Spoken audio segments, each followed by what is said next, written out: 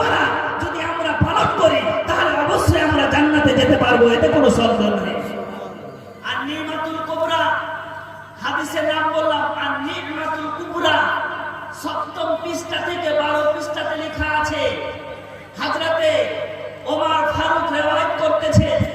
তারপরে হযরতে আবু বকর সিদ্দিক বলেন, মান আনফাকা দিরহামান লিকিরাতে মাউলিদিন সাল্লাল্লাহু তাআলা আলাইহি সাল্লাম রাফিকি ফিল জান্নাহ, কেউ যদি 1 টাকা জশ্নে ঈদ মিলাদুন নবীতে খরচ করে, 1 টাকা খরচ করে, তাহলে আবু বকর সিদ্দিক আমি চ্যালেঞ্জ করে বলছি আমার সাথে তোমরা জান্নাতে যাবে। এটা কে বলছে? আবু বকর সিদ্দিক বলছে। আবু বকর সিদ্দিক বলছে 1 টাকা, কেবলমাত্র 1 টাকা আমার নবীর জাসান মোবারকে কেউ যদি খরচা করে তাহলে সেই ব্যক্তি হযরত আবু বকর সিদ্দিকের সাথে জান্নাতে যাওয়ার হকদার রাখবে। হযরত ওমর ফারুক বলছে জশ্নে মিলাদুন নবী কেউ যদি পালন করে তাহলে ইসলামকে সহযোগিতা করলো, ইসলামকে নবরূপ দিল, ইসলামকে বিপ্লবের দিকে ঠেলে দিল, ইসলামকে নতুন একটা কালচারের দিকে নিয়ে গেল। জশ্নে মিলাদুন নবী সাহাবা পালন করেছে, ইমাম শাফি জশ্নে মিলাদুন নবী পালন করতে বলেছে, ইমাম আবু হানিফা জশ্নে মিলাদুন নবী পালন করতে বলেছে, সকল ইমামগণ জশ্নে ঈদ মিলাদুন নবী পালন করেছে। তবে এরকম সিস্টেম, যে সিস্টেমে আজকে আমরা বের করছি, এই সিস্টেম তখন ছিল না। এখন যে সিস্টেম এসেছে, মাইক বাজিয়ে ডিজে নিয়ে আমরা জুলুস করে বেরিয়ে যাই, এরকম সিস্টেম ছিল না। তারা খুশি প্রকাশ করেছে রোজা রাখার মাধ্যমে, তারা ইবাদতের মাধ্যমে, তারা ভালো ভালো খাবার তৈরির মাধ্যমে, মানুষজন বসে জালসা করার মাধ্যমে, মিলাদের মাধ্যমে জাসান প্রকাশ করেছে। তো আমরা যে জুলুসটা করছি এটা শিরক বা বিদআত নয়। যারা শিরক বিদআত বলে তার সাথে চলাফেরা করা যাবে না, যে শিরক বিদআত বলে তাকে সালাম দেওয়া যাবে না। কারণ জশ্নে মিলাদুন নবী স্বয়ং আল্লাহ পালন করতেছে, আর নবীগণ তো দূরের কথা, স্বয়ং আল্লাহ পালন করতেছে। উঠছে দেখেন আপনার কোরআন শরীফ, ইন্নাল্লাহা ওয়া মালাইকাতাহু ইউসাল্লুনা আলান নবী ইয়া আইয়ুহাল্লাযীনা আমানু সাল্লু আলাইহি ওয়া সাল্লিমু তাসলিমা। জশ্নে মিলাদুন নবী আমরা তো কেবলমাত্র বছরে একবার পালন করি, আল্লাহ 24 ঘন্টায় নবীর জাসান প্রকাশ করছে। সাহাবাদের আপনার ফারিস্তাদেরকে সামনে রেখে বলতেছে পড়ো সাল্লাল্লাহু আলাইহি ওয়াসাল্লাম, পড়তেছে আপনার দারুদ সালাম, করতেছে হামদে সালাম, রাসূলুল্লাহ প্রসঙ্গে হামদে সালাত করতেছে। আজিজানে মুহতারাম, তাই জশ্নে মিলাদুন নবী পালন করা জায়েজ আছে, এটা কোনো সন্দেহ নেই। নবী যেই দিন আসছেন সেই দিন আহারে जिस सुहानी घड़ी चमकते बाका चांद उस दिन अफरोजे साथ पे लाखों सलाम, मुस्तफा जाने रहमत पे लाखों सलाम, सामिए बजने हिदायत पे लाखों सलाम। নবী আমার নবীর মতো সুন্দর আর কেউ হতে পারে না, নবীর মতো দামি কেউ হতে পারে না। একটা হাদিস শুনেন, নবীকে জিজ্ঞেস করা হয় ইয়া রাসূলুল্লাহ ইয়া হাবিবাল্লাহ কাইফা আলিমতা কাদ আন্নাকা নাবিয়্যুন,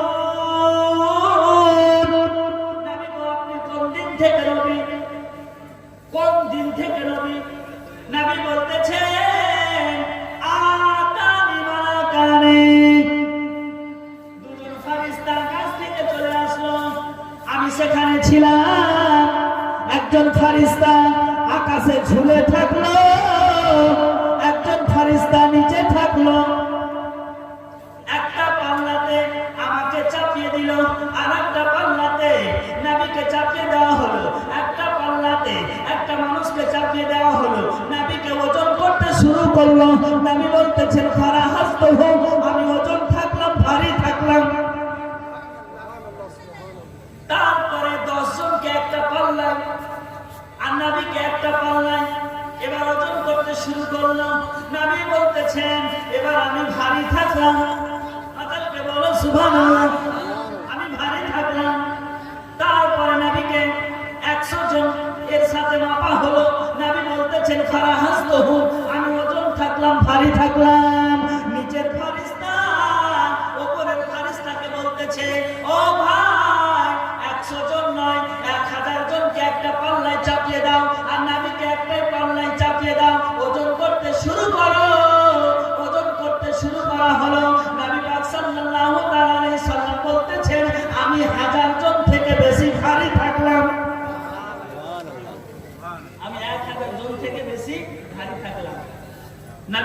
সাল্লাম এর ব্যাপারে ফেরেশতাগণ বলতেছেন, জান্নাতকে এক জায়গায় চাপিয়ে দাও, আরশ কুরসিকে এক জায়গায় চাপিয়ে দাও, নবীকে ওজন করা যাবে না, যাবে না। সারা পৃথিবীকে এক জায়গায় করে দাও, জমিন আসমানকে এক পাল্লায় করে দাও, নবীকে ওজন করতে শুরু করো, ওজন করা যাবে না। নবী বলতেছেন, নবুয়তের ভার, নবুয়তের ওজন কেউ করতে পারবে না। আরে নবী কত দামি, নবী কত দামি। তাই তো দামির ব্যাপারে হাসান বিন সাবিত বলতেছেন, মা আহসানু মিন কালাম তারাকাত আইনি ওয়া আকমালু মিন কালাম তালিদিন নিসা খলিকতা মুবাররাম মিন কুল্লি আইবিন কাআন্নাকা খলিকতা কামা তাশাউ। ইয়া রাসূলুল্লাহ, আপনার মতন সুন্দর, আপনার মতন জ্ঞান, আপনার মতন পাণ্ডিত্য পৃথিবীতে কাউকে দেখিনি। আল্লাহ তাআলা আপনাকে দোষ ত্রুটি মুক্ত করে সৃষ্টি করেছে। আমরা হচ্ছে ত্রুটি যুক্ত আর রাসূলুল্লাহ হচ্ছে ত্রুটি মুক্ত। নবী আমার ত্রুটি মুক্ত, এতে কোনো সন্দেহ নেই। আজ এক মুহতারাম নবী আমার চলে আসছেন সোমবার দিনে। কোথায়? মা আমিনার গর্ভে। মা আমিনার গর্ভ থেকে সারা পৃথিবীতে চলে আসছে। তো হযরতে আমিনা বলতেছেন, নবী আমার পেটে আছে, আমার পেটের কোনো রকম পরিবর্তন হয়নি, মোটা হয়নি। ও মা বোনেরা, আমরা যখন মায়ের পেটে ছিলাম তো আমাদের মায়ের পেট উঁচু হয়ে যায় না? উঁচু হয় না? বাচ্চা থাকলে উঁচু হয়। কিন্তু মা আমিনা বলতেছে যে নবী আমার পেটে আছে, তো আমার পেট জওয়ানিতে যেমন ছিল, যুবতীতে যেমন ছিল, সেরকমই আমার পেট আছে, পেটের কোনো পরিবর্তন আসেনি। তিনি বলতেছেন, লাম্মা ফাসসালা মিন্নি নূরান আদা ফারাআইতু মাশারিকাহা ওয়া মাগারিবাহা। নবী আমার দেহ থেকে বেরিয়ে গেল, নবী আমার দেহ থেকে বেরিয়ে গেল, তো রক্ত বের হয়নি, নবীর মা নাপাক হয়ে যায়নি। হযরতে সুয়াইবিয়া বলে, নবীর মা নাপাক হয়নি, নাপাক হয়নি। তো নবীর মা যদি নাপাক না হয়, তাহলে নবীর মায়ের মতো কেউ হতে পারে? নবীর বাবার মতো কেউ হতে পারে? নবীর মা বলে, আমার লালকে দেখলাম যখন দুনিয়ার বুকে চলে আসলো, ফারিস্তারা নূরের দোহাতে একেবারে আকাশের চতুর্দিকে ভ্রমণ করিয়ে দিল। আবার হঠাৎ করে আমি চোখ বন্ধ করলাম, আমি দেখতে পেলাম আবার আমার লাল আমার কোলের পাশে বসে আছে এবং বাম হাতকে মাটির সঙ্গে একড়ে ধরে আছে, ডান হাতকে আকাশের দিকে উঠিয়ে নিয়েছে আর বলতেছেন, রব্বি হাবলি উম্মতি, রব্বি হাবলি উম্মতি, রব্বি হাবলি উম্মতি। তো নবী আমার দুনিয়ার বুকে ভূমিষ্ঠ হওয়ার পর, জন্মগ্রহণ করার পর উম্মতের চিন্তা, নবী আমার উম্মতের চিন্তা করতেছেন, উম্মতের টেনশন নিয়েছেন মাথায়, তাই বলতেছেন, রব্বি হাবলি উম্মতি, রব্বি হাবলি উম্মতি। বলেন, আমরা জন্মগ্রহণ করার পর আমরা কিছু বলেছি? আমরা কেঁদেছি। আর নবী আমার রব্বি হাবলি উম্মতি বলেছে। তা নবীর মতো কেউ হলো? নবীর মতো কেউ হলো না। আর কিছু লোক বলে, নবী তো পায়খানা করতো, নবী তো খাবার খেত। আরে বোকা, নবীর পায়খানার ব্যাপারে হাদিস শুনে নে।